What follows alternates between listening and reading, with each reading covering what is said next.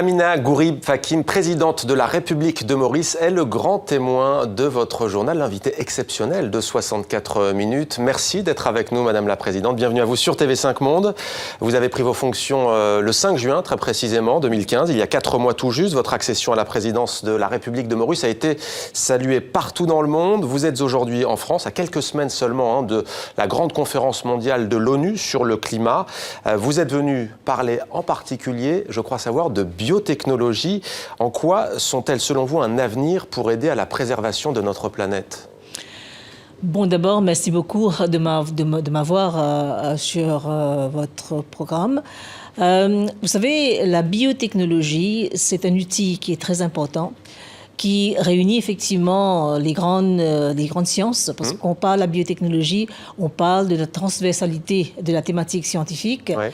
Et c'est un outil qui est très important pour, effectivement, quand on parle de la COP21, parce qu'avec l'émergence d'une technologie forte de la science, d'ailleurs d'emblée, le continent africain va sortir gagnant, parce qu'on n'attend que ça pour effectivement remettre toutes les grandes décisions sur les rails, pour faire avancer effectivement la planète. Alors dans quel domaine ça peut être important concrètement, ces biotechnologies, Madame la Présidente ? Bon, c'est transversal parce que quand on parle de la réduction de la pauvreté, ouais. On parle par exemple de l'assainissement des eaux, on parle de l'assainissement de l'atmosphère, de l'air. Alors du coup, là, on parle de tout ce qui est technologie. Quand on parle de l'émergence du secteur entrepreneurial, on a besoin effectivement de la technologie pour faire émerger. On parle beaucoup de la technologie de l'information et de la communication. Alors d'emblée, la technologie et aussi la biotechnologie seront des thématiques transversales qui sont très importantes pour le continent. Alors vous êtes chimiste de formation, vous êtes l'une des spécialistes d'ailleurs les plus reconnues au monde sur les plantes de l'archipel des Mascareignes. Vous voulez faire de votre pays, les Maurices, un modèle en matière d'exploitation de cette ressource naturelle. C'est un domaine dans lequel l'Afrique justement pourrait miser et prendre toute sa place ? D'emblée, je dois dire que les îles Mascareignes, comme vous dites, c'est un point chaud planétaire. C'est-à-dire on retrouve des plantes qu'on ne trouve nulle part au monde. Et d'ailleurs, si on regarde aussi le continent africain, il y a plusieurs points chauds sur le continent africain. Mais ce qui est intéressant de savoir aussi que si l'Asie, c'est-à-dire les grands pays comme la Chine et l'Inde, ont fait une percée en médecine, c'est une médecine traditionnelle, tel n'est pas le cas pour le continent africain parce que, et moi je vais dire les choses comme elles sont, c'est que les États n'ont pas su vraiment donner l'importance comme il se doit à cette thématique qui est la médecine traditionnelle. Alors vous évoquez donc cette question de la biodiversité qui, reconnaissons-le, n'est pas franchement, semble-t-il, la priorité. À quelques semaines de la COP21, on parle très peu des animaux, on parle très peu de la nature. Quelle voix allez-vous porter au juste à Paris ? Vous savez, c'est peut-être pas bien de dire que la biodiversité n'est pas très connue parce que notre survie, la survie de la race humaine dépend effectivement de la survie de la biodiversité tout court. Parce que c'est un secteur qui nous fournit effectivement les services écosystémiques. Sans la biodiversité, effectivement, dans le sens le plus large du terme, excusez-moi, on est mal barré. Et vous savez de quoi vous parlez, puisque l'emblème de votre pays, c'est le dodo. Oui. C'est un oiseau qui a été exterminé, qui a disparu en fait. Peut-être la première fois sans doute par l'action de l'homme, c'est ça ?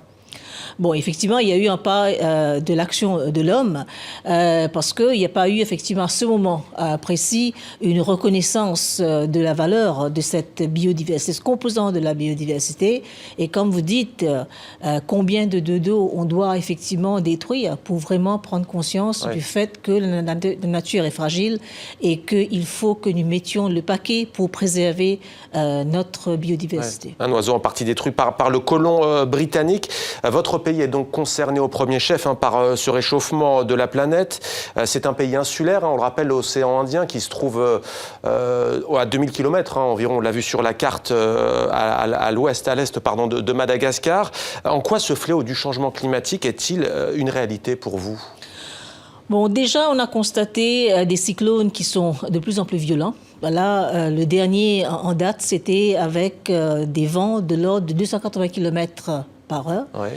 Et on a effectivement constaté les pics de température qui grimpent et on a eu effectivement des inondations assez brusque et on a vu effectivement presque 180 à 200 mm d'eau en 3 heures.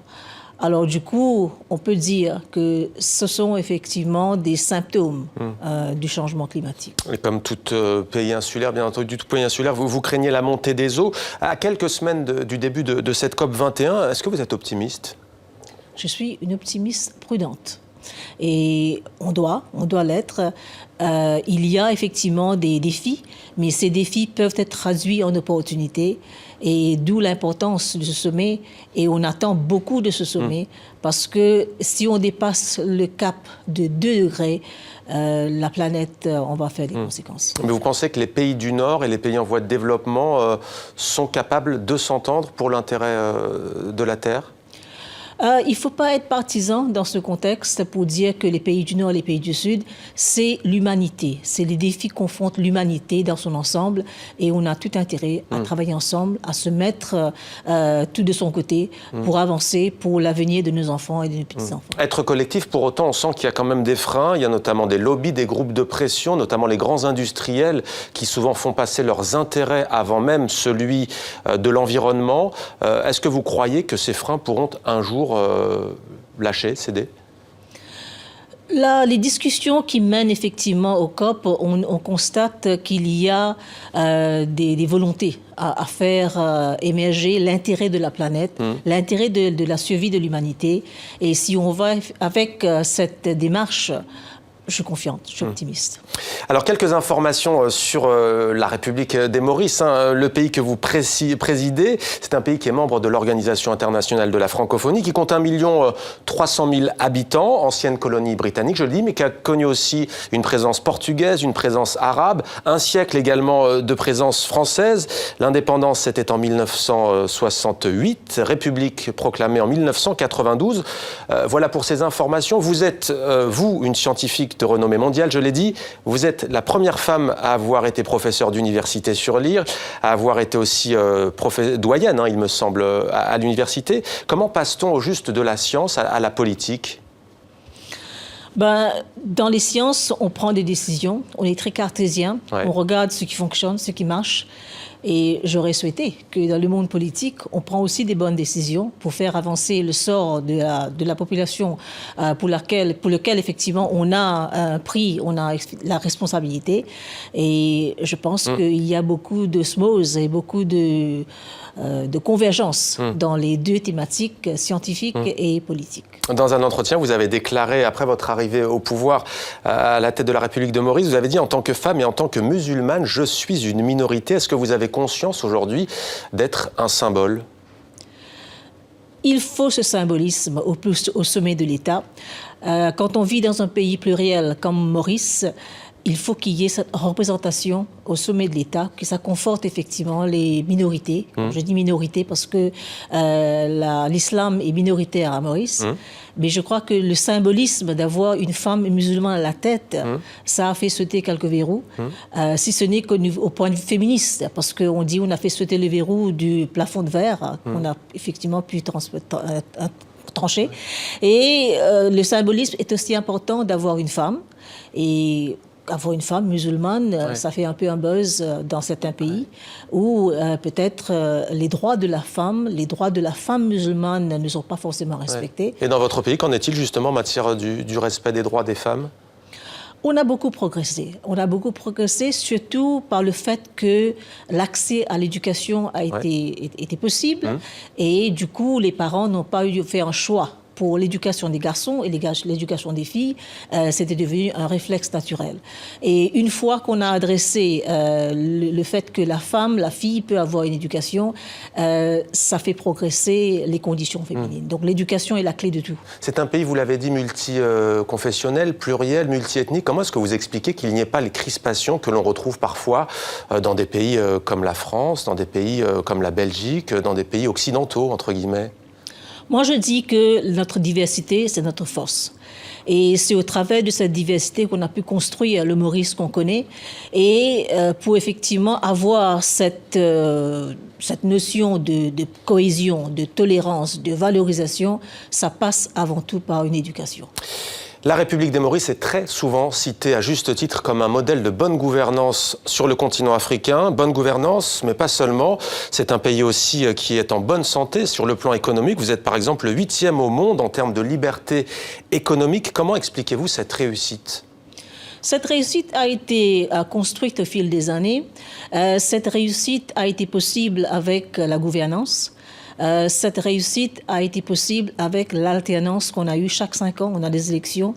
Si on a cette gouvernance, si on a l'éducation, si on a tous ces paramètres qui sont mis effectivement dans le panier, je pense que les pays seront sortis. Vous avez dit alternance, il y a plusieurs pays africains qui connaissent en ce moment des soubresauts. Est-ce que vous avez un message, par exemple, aux chefs d'État sur le continent qui veulent se maintenir en modifiant la Constitution ? Chez nous, la Constitution est sacrée. Et si on veut des modifications de la Constitution, ça passe par un référendum nécessairement. Et c'est le peuple qui détient les pouvoirs. Et je crois qu'au mois de décembre, quand la population a voté, c'est là qu'on s'est rendu compte qu'un vote, ça compte. Alors je sais que vous avez un lieu de prédilection lorsque vous êtes en voyage à Paris. Je vous vois sourire, un site que vous visitez à chaque fois que vous venez dans la capitale française. Quel est ce lieu ? Dites-nous. Ce serait forcément le muséum d'histoire naturelle. L'histoire naturelle de Paris, pour moi, c'est un lieu de pèlerinage parce que j'y crois, comme j'ai dit tout à l'heure, notre survie dépend de notre biodiversité, comment on la conserve, parce que quand on la conserve, c'est pas forcément altruiste, c'est assurer notre survie sur cette terre. Et là, vous y êtes allé ou pas encore ? Pas encore, j'ai pas eu le temps. Vous allez trouver un créneau, c'est ce qu'on vous souhaite. Et dernière question pour finir, vous avez répondu à nos questions sur TV5 Monde, chaîne francophone mondiale dans un parfait français. Quel est votre rapport à cette langue ? On a rappelé les diverses présences dans l'île Maurice. Quel est votre rapport à la langue de Molière ? La semaine dernière, on a célébré le tricentenaire de la présence française à Maurice. Alors, les Français sont partis, je dois dire, 1810 avec la présence des Britanniques, mais il y a eu ce pragmatisme entre les Français et les Anglais de garder quelques acquis. Et parmi ces acquis, je dois dire merci effectivement aux Anglais d'avoir gardé la langue de Molière, comme vous dites, parce que ça nous a grandement aidé dans notre progression économique, avoir cette diversité, ce soubresaut linguistique depuis très tôt de l'enfance, ça aide beaucoup à l'apprentissage d'autres langues. Parce qu'à Maurice, petit pays, on parle quand même 14 langues. 14 langues pour 1 300 000 habitants. Amina Ghourib-Fakim, présidente de la République de Maurice. Merci beaucoup à vous d'avoir répondu à nos questions sur TV5 Monde. Merci beaucoup.